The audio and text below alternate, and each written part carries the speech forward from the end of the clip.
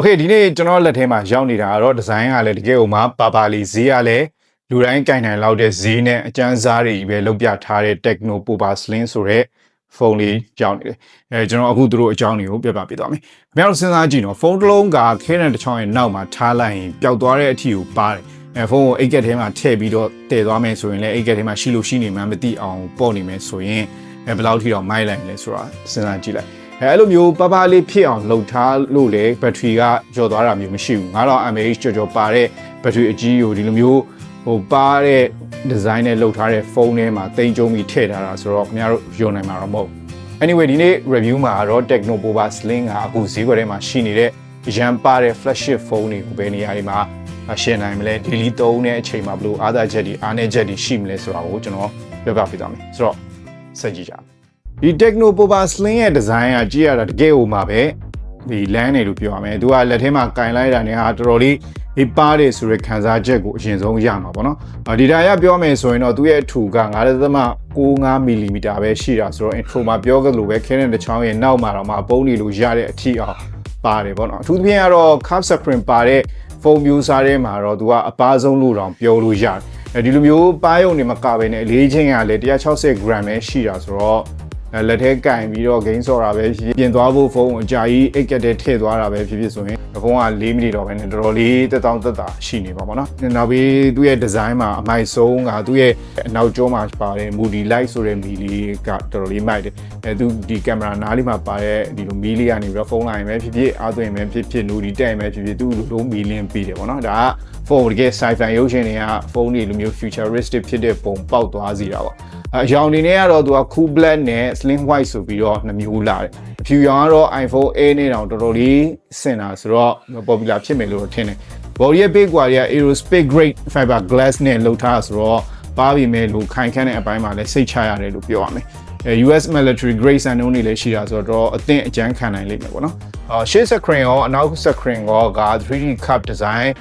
ဖြစ်တဲ့အတွက်လက်ထဲမှာကင်လို့လည်းအဆင်ပြေတယ်ဆိုတော့သူကဖုန်း design လှလေးပေါ်ပါနဲ့ဒီခက်ဆန်ဆန်ကင်နေတဲ့သူတွေဆိုရင်တော့အဲ့ဒီလူတွေအတွက်တကယ်ကို quality ဖြစ်မယ်လို့တော့ထင်တယ် display ဘိုင်းမှာပြောစရာတော့တော်တော်လေးများတယ်ဒီကောင်က design နဲ့မဟုတ်ဘဲနဲ့ကြည့်ရတဲ့ screen ဘိုင်းကလည်းတော်တော်လေးအားထည့်တာတွေ့ရတယ်အရင်ဆုံးသိတာကတော့သူရဲ့ 6.8 လက်မရှိတဲ့ 3D Curve AMOLED display ကတော်တော်လေးကြည့်လို့ကောင်းတယ် screen ကဘေးကိုကွေးသွားပြီးတော့မှဖုန်းကင်ထိုင်ပေးစေတွေမရှိဘူးလို့ထင်ရလောက်တဲ့အထိအောင်ပါတယ်ဆိုခံစားချက်ရတယ်ပေါ့နော်ဖုန်းကိုကြည့်ရတဲ့မြင်ကွင်းကတစ်ခုလုံးကလည်းဒီ screen ပဲမြင်နေရတယ်ဆိုအဲ့လိုမျိုးခံစားချက်ရမှာပေါ့နော်နောက်ပြီးတော့ resolution ကလည်း 1.5K ဆိုတော့ပုံမှန် 1080 ဖုန်းတွေနဲ့ရှင်ပို့ပြီးတော့ကြည်လင်းတဲ့ visual ကိုမြင်ရလိမ့်မယ်gain ဆော့တာပဲဖြစ်ဖုန်းပုတ်တာပဲဖြစ်တည်တည်တာခံစားမှာတော့သူရဲ့ 144Hz refresh rate ပဲ screen အကူပြောင်းနေမှာတကယ်ကိုမှချောမွေ့နေလိမ့်မယ်အခုရှိတာက 144Hz ကနေရာတိုင်းမှာ app တိုင်းမှာအလုပ်လုပ်တာမျိုးတော့မဟုတ်ဘူး display setting ထဲမှာ 144Hz support ရမယ်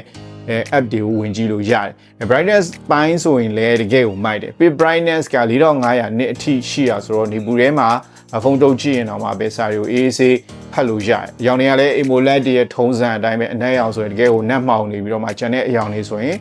ဆိုပြီးတောက်ပပနဲ့မြင်ရလိမ့်မယ်။ Netflix တို့ဒီ YouTube တို့ကြည့်မယ်ဆိုရင်လည်းရေသွင်းမြင့် quality နဲ့ကြည့်လို့ရအောင်လို့ Wideband F1 snip ပါတယ်။ဗီဒီယိုကြည့်တဲ့အချိန်အသုံးဝင်တဲ့ဒီ video assistant လည်းပါသေးတယ်။နောက်ပြီးတော့ကျွန်တော်သဘောကျတာတစ်ခုကသူ့ရဲ့dynamic port လေးပေါ့နော် iPhone ရဲ့ dynamic island လို့မျိုးလုပ်ထားတာဖုန်းရဲ့အပေါ်နားလေးမှာ node delay တွေအားသွင်းအခြေအနေလေးတွေကိုလှပလေးပြပေးလိမ့်မယ်မျက်စိကိုကာဝယ်ဖြစ်ဖို့အတွက်လည်းeye care mode တို့ sleep aid mode တို့ပါတာဆိုတော့ညဘက်ဖုန်းကြည့်ရင်မျက်စိကိုမထိခိုက်အောင်လို့1 tone ကိုပြောင်းသုံးလို့ရမှာပေါ့နော်display ကတော့သူဈေးတန်းနဲ့ဆိုရင်တော့တော်တော်လေး perfect ဖြစ်တယ်လို့ပြောလို့ရတယ် screen ကြီးနဲ့ရုပ်ရှင်ကြည့်ရတာကြိုက်တဲ့သူတွေ gain ဆော့တဲ့အချိန်မှာ smooth ဖြစ်နဲ့သုံးချင်တဲ့သူတွေအတွက်သဘောကျစရာဖြစ်လိမ့်မယ်ပေါ့နော်တကယ်ကိုမှအကြိုက်တွေးကြလိမ့်မယ်နောက်တစ်ခုမိုက်တာက warranty နဲ့ပတ်သက်ပြီးတော့မြန်မာပြည်အတွက် Tecno Pova Slim က2 year warranty plus 7 month screen protection warranty ဆိုပြီးတော့ပေးထားတယ်ဒါဒီလည်းမိုက်တယ်ဖုန်းပါလို့ဘက်ထရီအားနည်းမလားဆိုတာကိုကျွန်တော်လည်းစိုးရိမ်မိဘူးတဲ့ပုံမှန်ဆိုရင်တော့ဖုန်းတွေကပါသွားရင်ဘက်ထရီကတီးသွားတယ်ပေါ့နော်ဒါပေမဲ့လို့ဒီ Tecno Pova Slim ရဲ့ထူးခြားတဲ့အပိုင်းကသူ့ရဲ့ဘက်ထရီပဲသူက9.65 mm ပဲရှိတဲ့ဒီ Core ထဲမှာaround 160 mAh ရှိတဲ့ဘက်ထရီခက်ကြီးကိုဘယ်လိုပုံစံနဲ့ထည့်ထားလဲတော့မသိဘူး တချို့ flagship slim phone တွေမှာဖုန်းပါသွားမယ်ဆိုရင် battery ကို3900 mAh လောက်အထိပဲထည့်နိုင်တာကိုတွေ့ခဲ့ရတယ်ဒါပေမဲ့လို့ဒီ Tecno ရဲ့ mid range slim phone လေးမှာတော့ဒီနေရာမှာတပန်းသာသွားတယ်လို့ပြောရမယ်battery သက်တမ်းခံနိုင်ကိုလည်းစမ်းကြည့်တော့တော်တော်လေးအသုံးခံတာတွေ့ရတယ် moderate usage လိုမျိုးဒီပုံမှန် Wi-Fi သုံးမယ်ဖုန်းပြောမယ်ကင်မရာခဏခဏထုတ်ရိုက်မယ်အဲ့လိုမျိုးလုပ်တဲ့နေ့တွေဆိုရင် screen on time 6နာရီခွဲလောက်ထိရတာဆိုတော့ဒီနေ့လုံး AC သုံးလို့ရဂိမ်းဆိုရင်လည်းအပူချိန်က40 degree ဝန်းကျင်လောက်ပဲရှိနေပြီးတော့မှ battery ကအရန်အောင်မှထိုးကျသွားတာမျိုးလည်းမတွေ့ရအောင်တော်တော်လေးသဘောကျဖို့တော့ကောင်းတယ်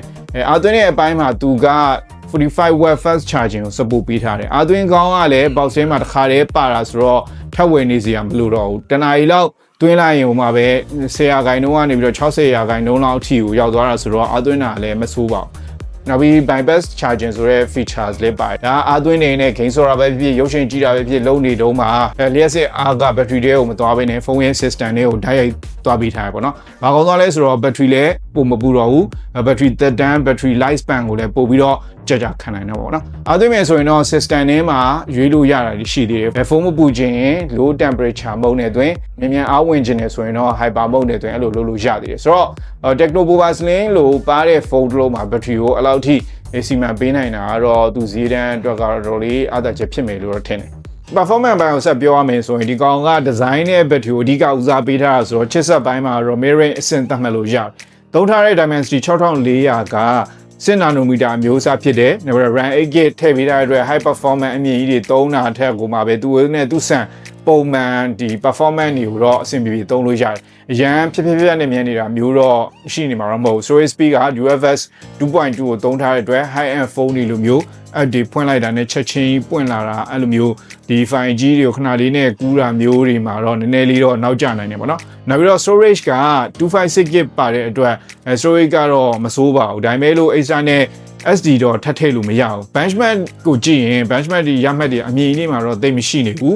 email ပို့တာတို့ Instagram သုံးတာတို့ YouTube ကြည့်တာတို့လောက်အတွက်ကတော့ဒီဖုန်းကတော့အဆင်ပြေပြေသုံးလို့ရတယ် 4K ဗီဒီယိုတွေ edit လုပ်တာဒါမှမဟုတ်ရင် game ကြီးတွေကိုဆော့တာမျိုးတွေမှာတော့အကန့်အသတ်ရှိနေလိမ့်မယ်ပေါ့နော် game ဆော့ရင် Mobile Legends ကတော့ AC ပဲ18ကနေပြီးတော့90 frame per second လောက်ကတော့တော်တော်လေး smooth ဖြစ်ဆော့လို့ရတယ်နောက် data 4မှာဆိုရင်လည်း multiplayer ဆိုရင်တော့60 frame per လောက်နဲ့ညိမ့်နေbattery လိုမျိုးဆော့မယ်ဆိုရင်တော့40 frame per second လောက်ပဲရလိမ့်မယ် performance ကအမြင့်ကြီးမဟုတ်ပေမဲ့လို့ပုံမှန်သုံးမဲ့သူတွေနဲ့ဒီ game ကိုအတင်းဆော့တဲ့သူတွေအတွက်ကတော့ဒီဖုန်းအတွက်ကတော့သုံးရတာလုံလောက်ပါတယ်ဖုန်းကလည်းပါတော့ game ဆော့တဲ့အချိန်မှာအပူချိန်တက်လာမလားဆိုပြီးတော့စိုးရိမ်ခဲ့သေးတယ်ဒါပေမဲ့လို့တကယ်တမ်းမှာတော့39ကနေပြီးတော့42 degree ဝန်းကျင်လောက်ပဲရှိနေတာဆိုတော့အပူချိန်ညှိပေးတာဆိုလည်းမစိုးဘူးလို့ပြောရမယ်ကျွန်တော်ကတော့ Tecno ရဲ့ဒီ OS လေးကိုသဘောကျတယ်animation တွေကလည်းတော်လေးချောမွေ့ပြီးတော့ဖုန်းမှာဆိုရင် AI နည်းပညာတွေဖြစ်တဲ့ Circuit to Search တို့ AI Translation တို့ AI Eraser တို့ AI Writing တို့စတဲ့ Tecno AI စနစ်တွေလည်းအားလုံးသုံးလို့ရတာဆိုတော့ဘာဖြစ်ဖြစ်ဖုန်းသုံးရတာလည်းအဆင်ပြေတယ်လို့ပြောရမယ်ကင်မရာဘိုင်းမှာတော့တခြား flagship ဖုန်းတွေလောက်တော့အမိုက်စားကြီးမဟုတ်ပေမဲ့လို့သူဈေးနဲ့ကတော့အဆင်ပြေတယ်လို့ပြောရမယ်နောက်ဘက်ကင်မရာကသူမှာထည့်ပေးတာ50 megapixel main camera တစ်လုံးနဲ့ထည့်ပေးတာနောက်ဘက်ဘေးပေါက်လေးကတော့ကင်မရာမဟုတ်ဘဲနဲ့အပေါ်မှာပြောခဲ့တဲ့ Moody Light ဗီဒီယိုထည့်ပေးထားတာပေါ့နော်ဓာတ်ပုံရိုက်ကြည့်တဲ့လောက်ကတော့အလင်းအောင်ကောင်းတဲ့နေရာတွေမှာပုံတွေကတော်တော်လေးလှတယ်အရေးသွေးလည်းအရန်ကြီးဒီတောက်ဆိုနေရာမျိုးမဟုတ်ဘဲနဲ့ကြည့်လို့ကောင်းတဲ့အနေအထားမျိုးရှိတယ်ပေါ့နော်အလင်းနေတဲ့နေရာတွေမှာနည်းနည်းတော့ရုန်းကန်ရတာတွေ့ရတယ် sharpness ဘိုင်းမှာနည်းနည်းလေးလိုအပ်ချက်မျိုးရှိတယ်တွေ့ရတယ်ဒါပေမဲ့လို့တမန် social media ပေါ်တင်ဖို့လောက်အတွက်ကတော့ AC ပါပဲသူမှာက AI photo editing tools တွေကတော်တော်လေးစုံစုံလင်လင်ထည့်ပေးထားတာတွေ့ရတယ်ပုံထဲမှာမလိုချင်တဲ့သူတွေကိုဖြတ်ထုတ်ပြဖို့အတွက်ဆိုရင် AI eraser တို့ပုံရဲ့အနောက်ခံကိုချဲ့ပေးတဲ့ဒီ image extender တို့ပါတာဆိုတော့ editing ကိုပြန်ပြီးပြင်ရတာလည်းပြောဖို့ကောင်းပါတယ်ရှေ့ကင်မရာကတော့32 megapixel ပါတယ်သူပုံနေတဲ့ဒီ skin tone တွေကလည်းတော်တော်လေးတဘာဝကြကြနဲ့လှနေတယ်လို့ပြောရမှာပေါ့နော်ဗီဒီယိုရိုက်ရင်လည်းရှေ့ရောနောက်ရောနှစ်ခုလုံးက 2K 30 frame per second အထိရိုက်လို့ရတယ်ဆိုတော့မဆိုး 4K ဗီဒီယိုရိုက်လို့ရမယ်ဆိုရင်တော့ပို့ပြီးတော့ကောင်းလာမှာပေါ့နော်ဒါပေမဲ့လို့လမ်းလျှောက်ရင်းနဲ့ရိုက်ရင်နည်းနည်းလေးငြိမ်နေတယ်ဆိုရင်တော့ 1080p ကို short ပြီးတော့မှ stabilization ကိုဖွင့်သုံးဖို့အတွက်တော့လိုလိမ့်မယ်ဒီ Tecno Pova Slim ရဲ့ကင်မရာကဓာတ်ပုံပိုင်းအဓိကထားတဲ့ဆရာကြီးတွေအတွက်မဟုတ်ပေမဲ့လို့ပုံမှန်အမှတ်တရရိုက်ချင်တဲ့သူတွေ AI နဲ့ပုံလေးတွေကလီးရတာဝါသနာပါတဲ့သူတွေအတွက်ကတော့အဆင်ပြေမဲ့ကင်မရာမျိုးကိုထည့်ပေးထားတာပေါ့နော်ဆိုတော့ခြုံပြီးတော့ပြောရမယ်ဆိုရင်ဒီ Tecno Pova Slim 4ကိုကင်လိုက်ရင်လက်ထဲမှာဘာမှမရှိသလိုမျိုးပေါ့ပါဖြစ်နေတာမျိုးရဲ့ဘက်ထရီကလည်းတစ်နေ့လုံးအေးစစ်စစ်အသုံးခံမယ်ဆိုရင်တော့ဒီဖုန်းကခင်ဗျားတို့အတွက်တကယ်ကို quality ဖြစ်မယ်လို့တော့ထင်တယ် performance ဘိုင်းနဲ့ camera ဘိုင်းမှာနည်းနည်းလေးအားမရဘူးဆိုပြီးတော့ခံစားချက်လေးရှိတယ်ဆိုပေမဲ့လို့ဒီဖုန်းအတွက်ဘယ်ဘိုင်းတွေကတော့သဘောကျစရာဖြစ်မလဲဘယ်ဘိုင်းတွေကတော့အားနည်းချက်ဖြစ်မလဲဆိုတာကို comment မှာပြောခဲ့ပေးကြပါဦးကျွန်တော်နောက်ထပ်ဗီဒီယိုကြမှာထပ်တွေ့ကြမယ်